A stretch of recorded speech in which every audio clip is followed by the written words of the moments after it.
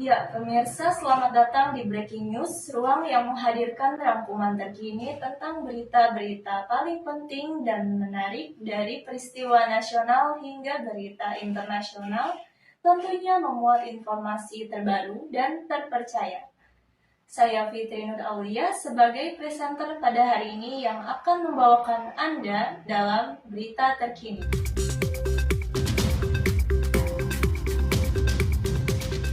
Kabar gembira datang dari penggemar musik di Indonesia. Pada tanggal 15 November mendatang, band ternama Coldplay dijadwalkan akan menggelar konser di Indonesia. Namun konser ini tidak luput dari pro dan kontra yang menjadi sorotan masyarakat. Coldplay adalah band musik pop rock asal Britania Raya yang dibentuk di London pada tahun 1996. Band ini terdiri dari 4 anggota, yaitu Chris Martin sebagai vokalis utama, Jim Joplin sebagai gitaris utama, Louis Berryman sebagai basis, dan Neil Champion sebagai drummer. Coldplay dikenal dengan gaya musik mereka yang melodi, emosional, dan mendalam. Mereka telah menciptakan sejumlah lagu hits yang melejit di tangan Brit Awards dan MTV Video Music Awards. Dengan basis penggemar yang khas di seluruh dunia, Coldplay telah membangun reputasi sebagai salah satu band terkemuka di industri musik global. Mereka terus memperluas eksplorasi musikal mereka dan tetap menjadi ikon dalam dunia musik modern. Antusiasme penduduk Indonesia untuk menonton konser musik di sepanjang tahun 2023 sangat menggelora. Para seniman musik pun terus dihadirkan untuk memenuhi animo masyarakat yang begitu tinggi, dimulai dari para pemusik papan atas Indonesia sampai internasional dengan genre yang bervariasi. Menurut sumber terpercaya, konser Coldplay ini akan menjadi bagian dari rangkaian tur dunia mereka yang sangat dinantikan. Indonesia terpilih sebagai salah satu tujuan konser karena popularitas Coldplay yang tak terbantahkan di negara ini. Sebab salah satu konser musik yang membangkitkan gelaran masyarakat, terutama masyarakat ibu kota terhadap hingar-bingar musik, yakni konser bertajuk Coldplay Music of the Spheres World Tour 2023. Walaupun konser diselenggarakan pada 15 November mendatang, tetapi antusiasme masyarakat sudah sangat mengubah. Hal ini tampak dari penjualan presale yang telah berlangsung pada tanggal 17 sampai 18 Mei 2023. Karena antusiasme yang begitu tinggi, hanya dalam sekejap mata tiket pun ludes tak lagi tersisa. Antusiasme dari penggemar musik di Indonesia terlihat meluap-luap di media sosial dengan tagar hashtag Coldplay in Indonesia menjadi trending topic. Venue konser yang akan digunakan untuk acara ini masih dalam tahap konfirmasi, namun diperkirakan akan menjadi arena besar yang dapat menampung ribuan penggemar. Pihak penyelenggara telah memastikan bahwa konser Coldplay akan diselenggarakan di lokasi yang mampu menampung ribuan penonton dengan nyaman dan aman. Untuk para penggemar musik di Indonesia, kesempatan untuk menyaksikan Coldplay tampil langsung adalah suatu keistimewaan yang tidak boleh dilewatkan. Coldplay di tahun 2017 yang seharusnya terselenggara dalam tur Asia A Head Full of Dreams Tour. Konser tahun ini semakin memberikan daya tarik karena tema yang diangkat cukup unik, yaitu sustainability, dengan harapan menciptakan konser ramah lingkungan dan kualitas grup band yang tidak perlu diragukan lagi, dengan berbagai capaian pada industri musik dunia, yakni salah satu diantaranya adalah capaian 7 kali Grammy Awards. Sejak kegagalan 2017 silam yang mencoba terobati selama 6 tahun berlalu, hal ini juga menjadi momentum nostalgia bagi sebagian masyarakat karena band ini telah mengarungi industri musik sejak tahun 1997 dengan membawakan album-album lawas dengan jumlah 25 lagu yang akan dibawakan oleh Coldplay, di mana lagu remaja yang sudah cukup lawas memberikan nuansa yang berbeda serta memiliki karakteristik yang cukup terkenal di memori para penikmat musik apabila dibandingkan dengan lagu ataupun tipe lagu lainnya pada zaman sekarang. Konser Coldplay yang direncanakan akan digelar pada November mendatang di Gelora Bung Karno ini telah memicu pro dan kontra di kalangan masyarakat.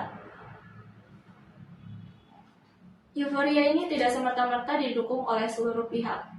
Banyak pihak yang melakukan pertentangan karena adanya bentrokan nilai etis dan budaya yang tidak sesuai apabila mengacu pada penyelenggaraan konser di beberapa negara yang telah dilakukan.